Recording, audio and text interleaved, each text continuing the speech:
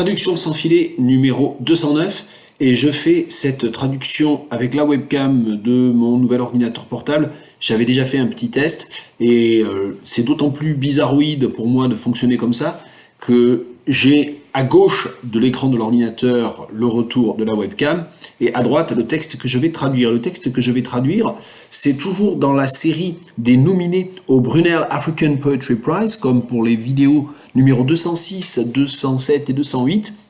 Et il s'agit cette fois-ci du poète d'origine soudanaise K.L. Tinae. Je vous donne tous les liens en dessous de la vidéo.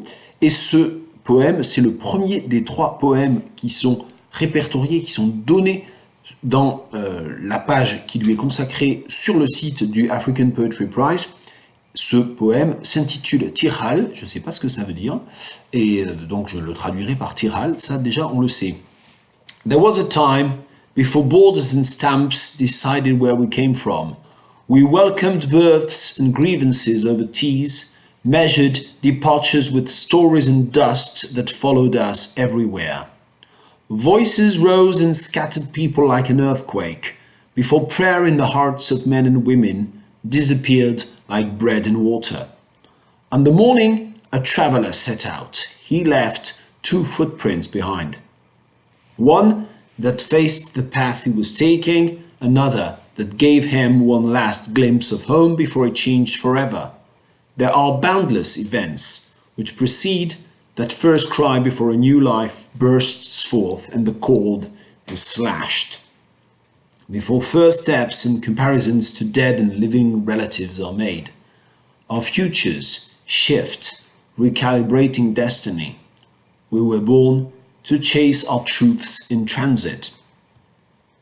Alors ce n'est pas une offense que de dire que ce poème est en l'occurrence, enfin l'ensemble de ce que j'ai pu lire, même en dehors de ces 3 poèmes présélectionnés pour le Brunel African Poetry Prize de K.L. Tinae, ne me soulève pas d'enthousiasme. C'est assez, j'allais dire conformiste, ce qui n'est pas très gentil, c'est un petit peu académique, c'est pas d'une très grande originalité, ça ne m'émeut pas plus que ça, mais enfin bon voilà. C'est donc un exercice d'écriture, un exercice de traduction, je rappelle toujours le principe, j'improvise des traductions.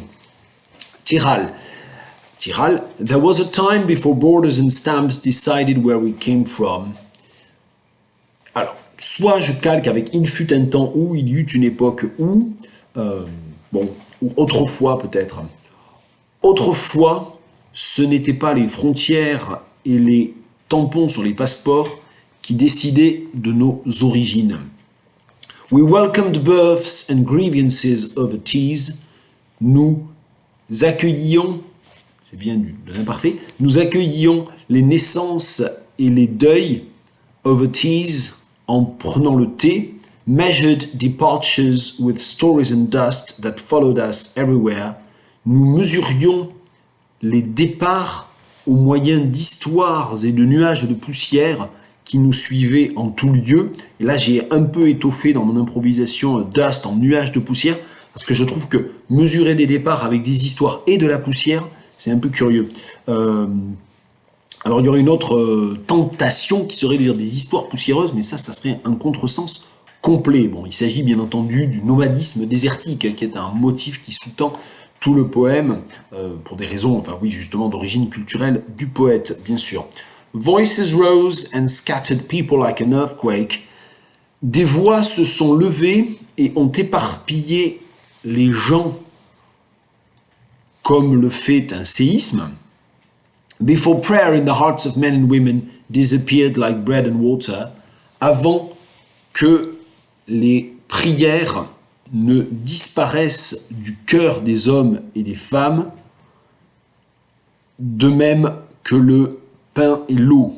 Alors là, il faut juste préciser, je viens de dire « Before prayer in the hearts of men and women disappeared like bread and water ». Là, ce sont 2 vers différents et il faut vraiment se référer, je mets le lien en dessous, il faut se référer à la graphie, enfin à la disposition des vers et des strophes dans le poème.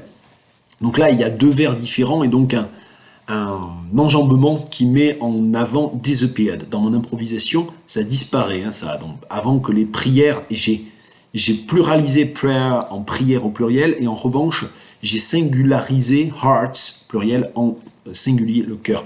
Avant que les prières ne disparaissent du cœur des hommes et des femmes, elles disparaissent comme le pain et l'eau ont disparu. C'est pour ça que j'ai mis virgule, de même que le pain et l'eau. On the morning a traveler set out, he left 2 footprints behind. Au matin, un voyageur a pris la route en laissant 2 empreintes de pas, 2 traces de pas ou 2... Parce qu'en fait, c'est pas vraiment des pas, c'est vraiment les empreintes de ces pas. En laissant derrière lui 2 empreintes de pied ou 2 empreintes... Est-ce qu'on dit des empreintes de pas? Non, on ne dit pas ça. 2 empreintes. En laissant derrière lui 2 empreintes. One that faced the path he was taking. La première empreinte était dirigée vers le chemin qu'il prenait. Another that gave him one last glimpse of home before he changed forever.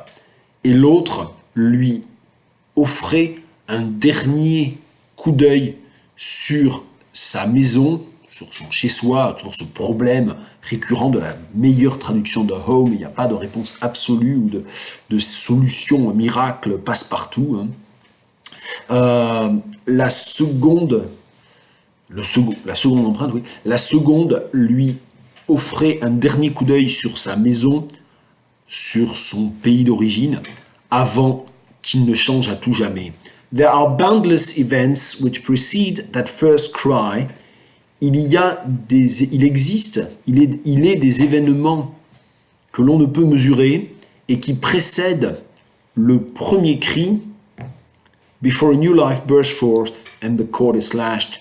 Avant l'émergence, c'est burst forth, c'est vraiment le surgissement. Avant le surgissement d'une nouvelle vie et comment on dirait, si je nominalise, du coup j'ai un problème, the cord is slashed, c'est quand on coupe le cordon.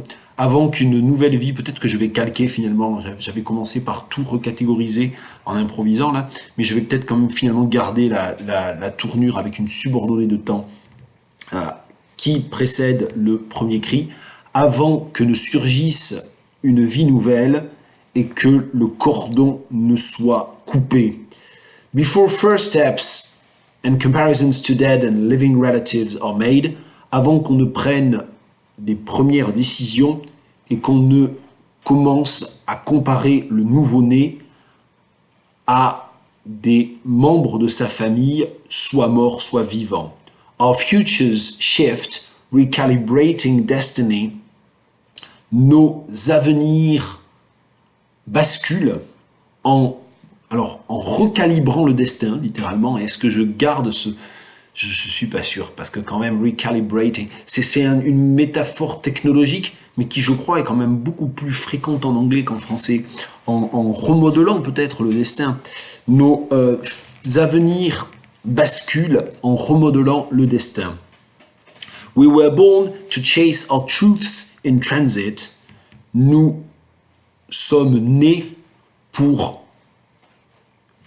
poursuivre, chase, c'est pas hunt quand même, il faut faire attention au fait que chase est en partie un faux ami, il me semble, pour poursuivre, hein. Bon, je traduirais plutôt par poursuivre que par chasser.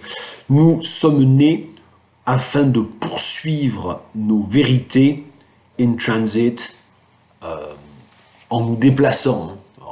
Alors, le problème ici aussi, c'est que le in transit, on ne peut pas être certain, ça fait partie des ambiguïtés syntaxiques de l'anglais, dont le poème joue ici, bien sûr, sur ce dernier vers qui est très fort. Hein. On ne sait pas si le in transit s'applique à chase ou à our truths. Est-ce que ce sont les vérités qui sont en transit ou est-ce que c'est la poursuite de ces vérités? C'est les deux, en quelque sorte. Donc, il faudrait, dans la traduction, ne pas trancher. Bon, ça n'est pas très commode, on va dire ça comme ça. Bien, c'était une improvisation, la 209e, la traduction sans filet numéro 209. J'ai tenté d'improviser à partir de ce poème de Kay Eltinae, un poète d'origine soudanaise, et je dédie, je ne fais pas ça souvent, mais je dédie, je le faisais au tout début, puis je ne le fais plus beaucoup, je dédie cette tentative de traduction à quelqu'un dont c'est l'anniversaire aujourd'hui, et c'est l'anniversaire de Sika Fakambi, une pour le coup une très bonne traductrice, contrairement à moi, une très bonne traductrice qui a notamment, entre autres, traduit Tale of the Bluebird de Lee Ikwei Parks, et vous pouvez vous procurer ça en français, Notre quelque part, de Lee Ikwei Parks aux éditions Zuma. Bien, bon anniversaire Asika en tout cas, bonne journée.